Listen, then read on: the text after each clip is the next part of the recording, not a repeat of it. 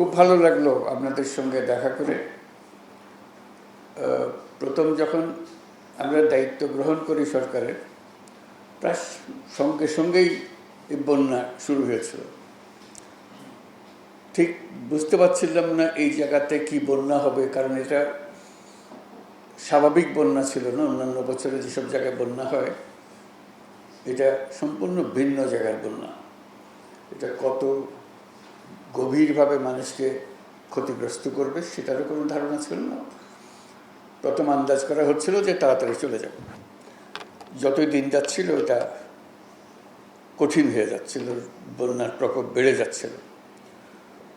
তো সবাই প্রথম ত্রাণ নিয়ে দৌড়াদৌড়ি, তাদের যা আপনাদের সবাইকে রক্ষা করার জন্য দৌড়াদৌড়ি। সারা দেশে সবাই ঝাঁপিয়ে পড়েছিল সাহায্যের জন্য। এটা যে কত বড় বন্যা ছিল এটা বুঝতে পেরেছি বন্যা চলে যাওয়ার অনেক পরে। যে লোকমুখে যখন শুনতে আরম্ভ করলাম ব্যক্তিগতভাবে কীভাবে ক্ষতিগ্রস্ত হয়েছে, আপনারা যারা উপস্থিত আছেন পর্দার অন্যদিকে, যাদেরকে আমরা দেখছি এখানে পর্দাতে, তারা ভুক্তভোগী সবাই। অবস্থাপন্ন যারা এলাকায় ছিলেন তারাও ভুক্তভোগী, তাদেরও কোনো ছাড় দেয় নাই বন্যা। কিন্তু যারা বাড়িঘর হারিয়েছে তাদের কোনো জায়গা ছিল না কোথায় যায়। তো নানাভাবে প্রস্তাব আসছিল যে বাড়ির জন্য টাকা দিতে হবে। তো টাকা দেওয়ার ব্যাপারে আমি একটু শক্ত অবস্থান নিচ্ছিলাম। বলে যে এটা টাকা দিতে গেলে এই টাকার ভাগ বাটোয়ারা অনেক রকম হয়ে যাবে, আসলে যাদের প্রাপ্য তাদের হাতে সেই টাকা পৌঁছবে কিনা। তখন একটা প্রস্তাব আসছিল যে আশ্রয়ণ প্রকল্পের মাধ্যমে করা। আশ্রয়ণ প্রকল্প সম্বন্ধে আমার পরিষ্কার ধারণা ছিল না, নামটা জানা ছিল। তো ভাবলাম যে দেখি এটা কি করা যায়। পরে জানলাম যে এটা সেনাবাহিনী করবে, তাহলে একটু স্বস্তি পেলাম যে না, এটা অন্তত টাকাটা সঠিকভাবে ব্যবহার হবে। আজকে এটার সমাপ্তি উপলক্ষে যে চাবি বিতরণ, আপনাদের হাতে চাবি তুলে দেওয়া, এটা ভালো লাগছে যে টাকাটা সঠিক ব্যবহার হয়েছে এবং ঘরটাও সঠিকভাবে নির্মাণ হয়েছে। অনেক সময় টাকা ব্যবহার হলেও গুণগত মান ঠিক হয় না। আজকে গুণগত মানের ব্যাপারেও আশ্বস্ত হলাম এবং টাকাটা যে ব্যবহার হয়েছে, আমরা যে টাকা দিয়েছিলাম তার অর্ধেক টাকাতে কাজটা করেছে। ওটা উল্টো খবর। সাধারণত যে টাকা দেওয়া হয় তার থেকে দ্বিগুণ আবার চাওয়া হয়। এটা যা দেওয়া হয়েছিল তার অর্ধেক ব্যবহার হয়েছে।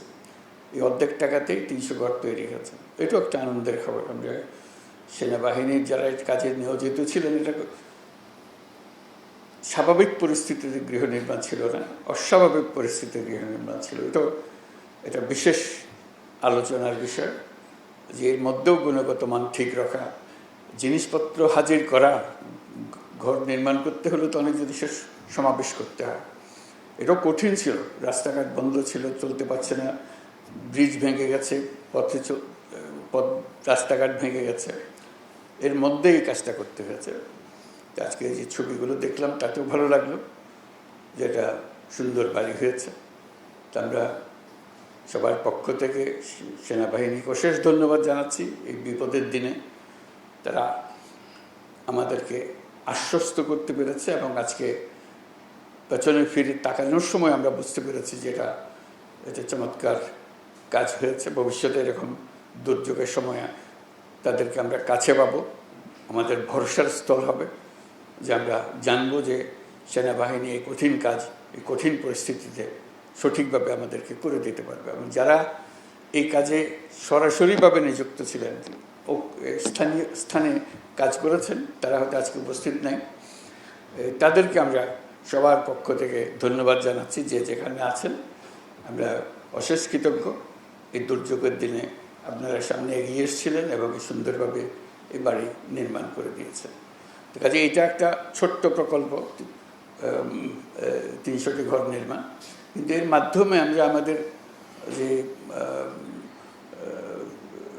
সঠিকভাবে কাজ করার, একত্রে কাজ করার, দুর্যোগ মোকাবেলা করার এবং সৎভাবে করার যে দৃষ্টান্ত স্থাপন করলাম, এটা আমাদের সবাইকে উদ্বুদ্ধ করবে। এটা আমাদেরকে বড় লেসেন আমাদের জন্য, বড় প্রাপ্য সেনাবাহিনীর কাছে। আমরা সেটুকু ধন্যবাদ অবশ্যই দেব যে আমাদের এই দৃষ্টান্ত স্থাপন করার জন্য।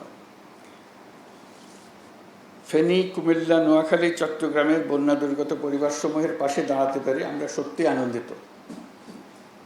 আমি জানি গত বন্যার পর থেকে আপনারা অবর্ণনীয় কষ্টে জীবনযাপন করেছেন।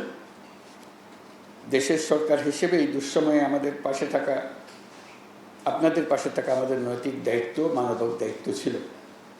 সেজন্য গত বন্যার ভয়াবহ পরিস্থিতি সামলে ওঠার সাথে সাথেই সরকার আপনাদের জন্য বসতবাড়ি নির্মাণ করে দেওয়ার পরিকল্পনা গ্রহণ করে।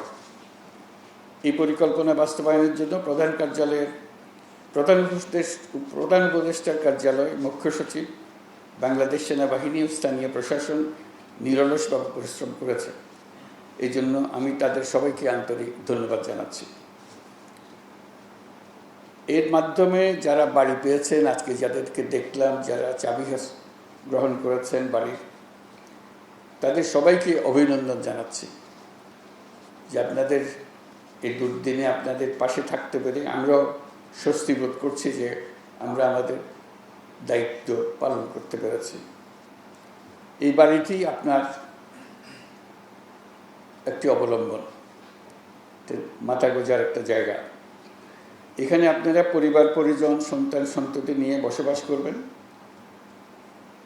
যেহেতু এখন মাথা গোঁজার মতো একটা ব্যবস্থা হয়েছে, এখন একই সাথে আপনাদের সন্তানদের উন্নত ভবিষ্যৎ গড়ে তোলার দিকেও নজর দিতে হবে। তাদেরকে ভালো মতো পড়াশোনা করাবেন যাতে ভবিষ্যতে তারা ভালো মানুষ, ভালো নাগরিক এবং ভালো উদ্যোক্তা হতে পারে। দেশের মানুষ আপনাদের পাশে দাঁড়িয়ে যে সাহস জুগিয়েছে, সেই সাহস সবসময় মনের মধ্যে ধারণ করবেন এবং দেশের মানুষ আপনাদের সঙ্গেই থাকবে। এই সহমর্মিতা দেশের সকল মানুষের মধ্যে এবং সকল প্রজন্মের মধ্যে ছড়িয়ে পড়লেই আমরা একটা সাহসী এবং স্বনির্ভর জাতি হিসেবে গড়ে উঠতে পারব। আপনাদের সকলের জন্য শুভেচ্ছা জানাচ্ছি এবং সেনাবাহিনীর সব কর্মীদের যারা এই কাজে যুক্ত ছিলেন তাদের কাছে বিশেষভাবে কৃতজ্ঞতা জানাচ্ছি। সেনাবাহিনীর যারা উচ্চ পদে আছেন তারা এটা দেখাশোনা করেছেন, সুন্দরভাবে জাতির সামনে একটা দৃষ্টান্ত স্থাপন করেছেন, সেজন্য তাদেরকে ধন্যবাদ ও অভিনন্দন জানাচ্ছি। এই প্রকল্প বাস্তবায়নের জন্য নিয়োজিত জেলা প্রশাসনকে, সেনাবাহিনীর 24 ও 33 পদাতিক ডিভিশনের সবাইকে আন্তরিক ধন্যবাদ জানাচ্ছি। সবাইকে ধন্যবাদ। আল্লাহ হাফিজ।